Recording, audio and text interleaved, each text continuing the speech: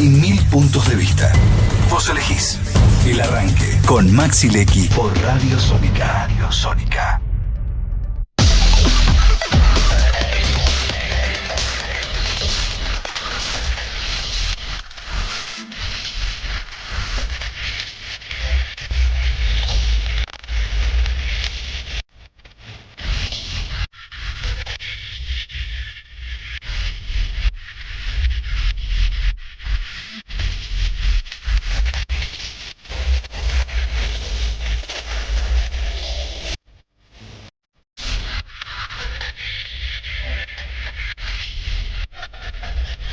Y 10 de la mañana en la República Argentina. Les cuento que Leila Yani es una figura política que ha logrado destacarse por su compromiso con las causas sociales, una visión, no sé, tal vez desde mi punto de vista, esto después le voy a preguntar si sigue siendo así o no, por el espacio político y el rol que ocupa, progresista, nació en la Argentina, tiene una carrera profesional que empezó en su momento en el ámbito privado, pero que dio el salto hacia lo público, una fuerte inclinación hacia el desarrollo comunitario y también la educación, ha trabajado en diversas iniciativas relacionadas con el empoderamiento de las mujeres, la justicia social, la igualdad de género, etcétera, pero que bueno, todo esto va de alguna manera, te diría, en su curso político, no sé si cambiando, pero tal vez mutuando, y por eso la quiero conocer.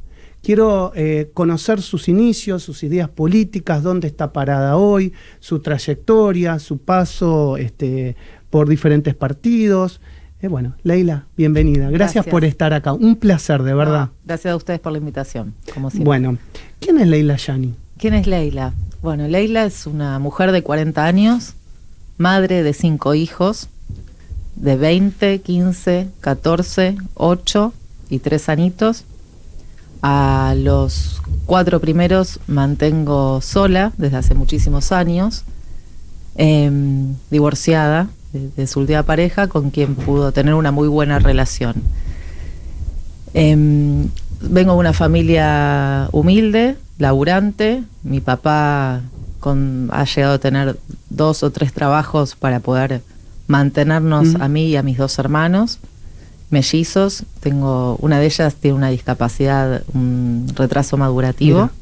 Mi vieja siempre laburando dentro de la casa para criarnos, ayudarnos con las tareas, ocupándose mucho de mi hermana. Soy la primera generación de universitarios en mi familia.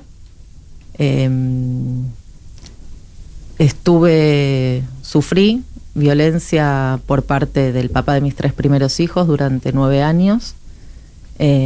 Violencia física, sexual, económica, psicológica, verbal. Bueno, todos los estereotipos de violencia que pueden haber, los sufrí durante 9 años. Esta persona a quien me animé a denunciar recién en el 2020, muchos dirán, vos siendo abogada y demás, ¿cómo no denunciabas? Tuve durante 9 años muchísimo miedo a morir. Lo que le pasa a muchas mujeres. Lo que le pasa a muchas mujeres, también a muchos hombres. Yo soy de la idea de que la violencia no tiene género, sino que la violencia la pueden sufrir hombres, mujeres, niñas, niños. Así todo, siempre continuaba estudiando. Iba a rendir a la facultad muchas veces maquillada para que no me vean los golpes. Me acuerdo en el último parcial de Derecho Penal, un oral, cerrando siempre la materia con 10 y demás, tapada, y el profesor era el año 2007, por ahí. Tenés que denunciar. En aquella ocasión no había tal vez tantas herramientas de protección hacia la víctima, que hoy también dejan mucho que desear, porque un botón antipánico no te va a salvar tu vida. Es cargar a la víctima con la obligación, no la obligación, sino cargar a la víctima con esa carga de decir, viene el agresor, tengo que estar atenta, apretar el botón para ir. Bueno, no va por ahí. Me parece que hay que reformar muchísimo en materia de violencia doméstica. Estamos bastante lejos, pero se están emprendiendo, ¿no?, nuevos proyectos y demás de trabajo integral. Me animé a denunciarlo en el 2020, llegamos a juicio oral en octubre del 23, el tipo libre, y en la segunda audiencia se dio la fuga. Hoy hace 1 año y pico que ya está prófugo. Entonces, manteniendo siempre a los chicos, al entorno familiar, no solo económicamente, sino emocionalmente, psicológicamente, bueno, siendo esa mamá leona y figura en el hogar que te transformas en varón y mujer a la vez, ¿no? A mí me interesa muchísimo esto que me estás contando porque, digamos, te pinta en relación a por qué seguramente ingresaste a la militancia política, o sea, qué te movilizó o qué te llevó, siendo abogada, a ingresar a la política. Contame un poquito sobre eso. Te cuento. Yo la primera vez que estoy militando es ahora dentro de La Libertad Avanza y este paso que quise dar de salir del escritorio al territorio.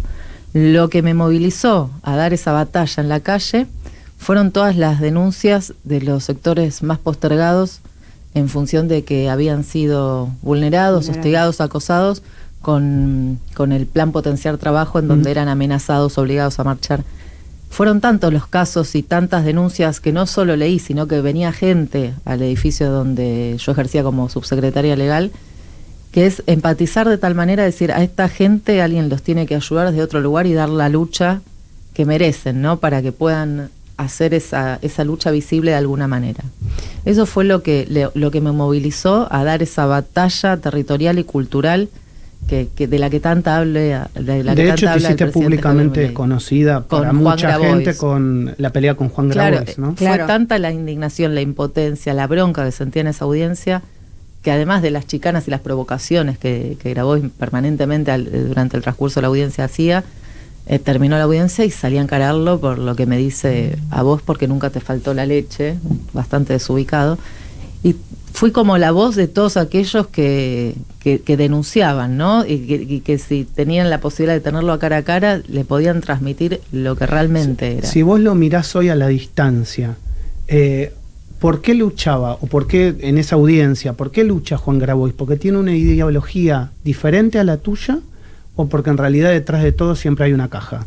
No, Juan Grabois claramente luchaba por su negocio, porque se dio cuenta tanto él como Pérsico, Beliboni y un montón de dirigentes sociales y también exfuncionarios nacionales que estaban perdiendo no solo caja económica, sino poder de dominación sobre estos sectores sobre a los que ellos permanentemente manipulaban. Han ejercido violencia de todo tipo, violencia física, verbal, psicológica, pero sobre todo yo quiero destacar la manipulación emocional y psicológica que hacían estos militantes del hambre sobre aquellos que nada tienen. Les venden falsas promesas, falsas ilusiones. El que no tiene nada se aferra a la única esperanza de un dirigente social que viene y te dice: vamos a ser libres, voy a luchar. Ahora ponen el coraje se contagia, la lucha.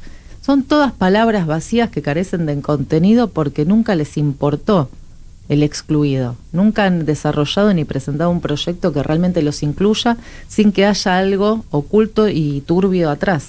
¿Y podemos decir que eso hoy está erradicado en la Argentina o siempre está la posibilidad de que se pueda volver a este esquema? Se ha hecho muchísimo, se los ha desfinanciado, se los fue encerrando a estos militantes del hambre, corriéndolos, dándole la ayuda directa a la gente, pero aún se siguen organizando. En Matanza, en La Ferrere, hace un mes denuncié la agrupación Germán Vive, continúa cobrándoles un abono, ni bien cobran el plan Volver al Trabajo, de 5.000 pesos para la orga. Continúan tomando la asistencia. Cuando vos hablás con los vecinos, que generalmente es gente que no ha podido ir a la escuela ni primaria o secundaria o de muy bajo nivel educativo, siguen teniendo miedo. Me dicen: no, sabés que yo voy al comedor porque ellos me obligan, o voy a la marcha, voy al comedor a cocinar, ¿no? Claro. Porque me bajan el plan. Entonces sentarte, no, nadie te lo va a bajar, pero tienen tanto miedo, los han manejado en función del miedo. El miedo que hace, el miedo paraliza. Miedo paraliza. ¿Sabés qué? Es re importante esto que estás diciendo para contarle a la gente.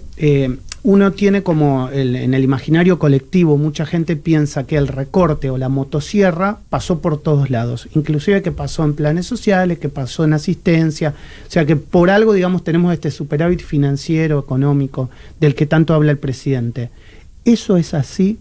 No es así para la gente, digamos, de menores recursos. La asistencia y la ayuda está, contale que vos caminás el día a día y además estuviste ahí adentro, entonces Digamos, tenés información de primera mano respecto Obviamente. a esto. A los sectores más postergados nunca se los ha dejado de asistir, sino que se los asistió de una manera directa, corriendo a esas unidades de gestión que eran las organizaciones sociales que te tomaban la asistencia. Ok. O sea, los planes, que era el programa Potenciar Trabajo, hoy Plan Volver al Trabajo o Acompañamiento Social, pues se partió en dos, siguen activos, siguen funcionando. Se les da a quienes realmente lo necesitan. Me acuerdo cuando estábamos ahí y lo estaba cobrando gente que había viajado al Mundial de Qatar. Claro, se hizo Gente- una recategorización de la recategor- necesidad, una recategorización de la necesidad del discapacitado, del que verdaderamente estaba solicitando la bolsa de comida, el plan, y no del que se la llevaba.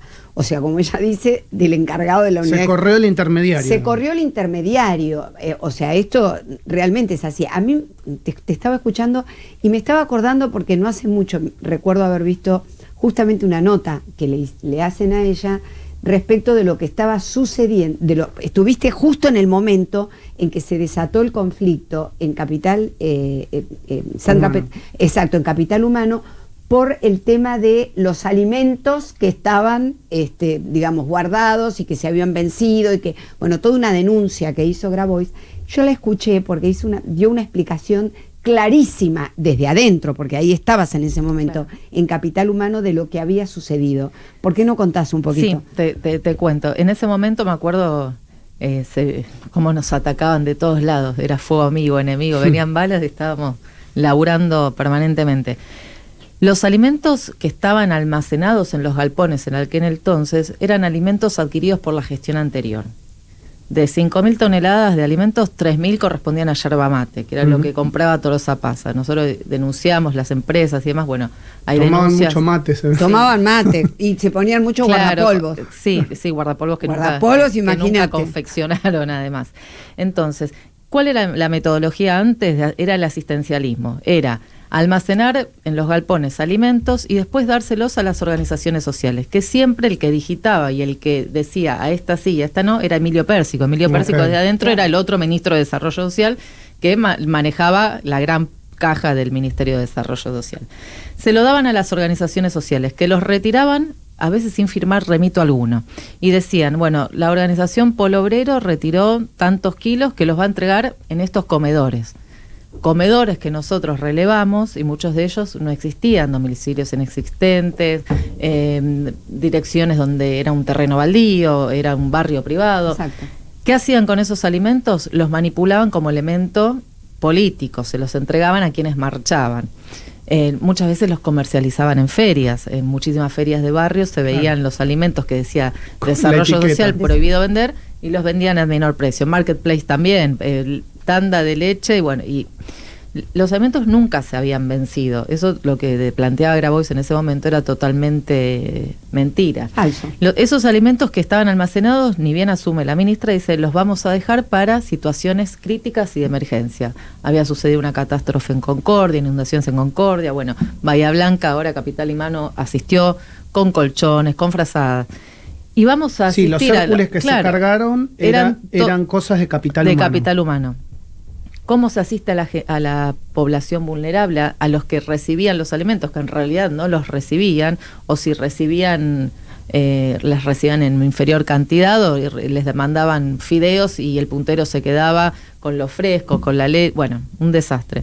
¿Cómo se los asiste? Se los asiste de manera directa, con la tarjeta alimentar individual y la tarjeta alimentar comunidad. Es decir, al comedor ya no se le manda el bolsón de comida, sino que se lo inscribe dentro del programa. Obviamente se valida que exista, se verifica la cantidad de gente a la que da la vianda, si son niños, si son abuelos, y en función de eso la composición familiar, digamos, se les deposita al comedor una determinada suma de dinero para que pueda comprar alimentos o productos de limpieza, claro, también, porque los comedores después de cocinar necesitan higienizar el lugar. Esa es la asistencia directa. Lo que Grabois perdió es, además de la caja económica y los curros que hacían, metiendo empresas a las que les compraban y demás, ese poder de Grabois no, bueno, Grabois solo no, las organizaciones sociales, ese poder de dominación, y ellos concebían al alimento o al bolsón de comida como un instrumento de poder. Eso es lo que se rompió. Y por eso cuando demandaban más tenías marchas en la calle, ¿no? Claro, y al que más marchaba y al que más organizaba, mejor le pagaban. dándole más altas en Más los planes altas, sociales, dándole más bolsones de más comida. bolsones de comida, claro, y a otros dejaban sin los bolsones, Claro. y a los que se lo quitaban, o sea, ellos, lo que decía recién Leila es cierto, esa gente tenía mucho temor de hacer la denuncia. En un momento vino una denuncia muy grande, que fue la del fiscal Policita, Claro. a la que en principio Casanelo se resistió bastante, como a darle lugar a la denuncia, y Policita insistió, porque realmente había mucha gente que denunciaba lo que le estaba pasando con los bolsones. ¿Y tenés esperanza que esas causas avancen, que se Sí, llegue al fondo, que obviamente se llegue a que una sí. sentencia, la verdad? Sí, la causa ejemplar, la causa modelo va a ser donde Beliboni, la que está la de Beliboni Beliboni. procesado, 16 integrantes del Polo Obrero Más. Ahí hay que destacar el coraje que tuvieron las víctimas, que no solo se animaron a denunciar en la 134 de una manera anónima, sino esas víctimas que fueron a ratificar la denuncia y Sí. a presentarse como testigos. Sí. Yo recuerdo, porque en esa causa, desde Es la denuncia Capital que está Humano, Jeremías Canteros. Exactamente, Cantero. él también Claro. está nosotros procesado. a Policita laburamos en conjunto desde Capital Humano, porque toda la prueba que él pudo recolectar se la íbamos dando nosotros de Capital Humano, más el INAES, o sea, fue laburo, me acuerdo que venían oficios que Policita nos mandaba 24 horas, yo la puta, bueno, y era buscar información, y lo que costaba buscar información, porque dentro de ese antro de corrupción que fue desarrollo social, había un montón de gente que pertenecía, que era de Pérsico, de Grabois, de Beliboni, De Menéndez. y ocultaban la información, o sea, fue un laburo bastante recontra intenso, pero es gratificante ver cuando las causas avanzan. En esa causa Policita pidió que llamen a Pérsico a indagatoria, Sí. porque nada de lo que sucedía en la calle con los punteros y los movimientos sociales podía hacerse sin la connivencia de los que eran Ok. funcionarios. Que Beliboni presentara facturas truchas para rendir la guita que recibía de A alguien desarrollo se las social, presentaba. las presentaba, se la aprobaban que estaba todo bien y recibía el segundo desembolso. Entonces, obviamente, este plan sistemático de corrupción o matriz de corrupción, como dice Policita en su auto cuando pide el procesamiento, se dio en connivencia desde el Estado Nacional con las organizaciones sociales. Con todo esto que hiciste, yo me pregunto, y uno va viendo, digamos, que ese desarrollo ha salido en los medios y que también, digamos, parte del gobierno se sube, digamos, a esto como un éxito, porque, digamos, está de alguna manera sacando cosas que parte de los votantes veían muy mal. Entonces, ¿por qué te fuiste de ahí? ¿Por qué no seguiste con esto? ¿Qué te llevó a decir, me voy del escritorio y paso a la militancia? Es que era hiper necesario en este momento de nuestro país meterse en el barro. Javier Milei, cuando presentó su libro el año pasado en mayo, fue muy claro, dijo, hay que meterse en el barro y dar esa batalla cultural hablando codo a codo con el vecino. Del otro lado tenés al kirchnerismo y a la izquierda. Militancia territorial, eso que sabe muy bien el peronismo. Totalmente. Digamos. Del otro lado tenés al kirchnerismo y a la izquierda que en 2 minutos se organizan y si vos no te metés y hablás con la gente, no te vas a enterar nunca que, por ejemplo, todavía lo siguen obligando a marchar.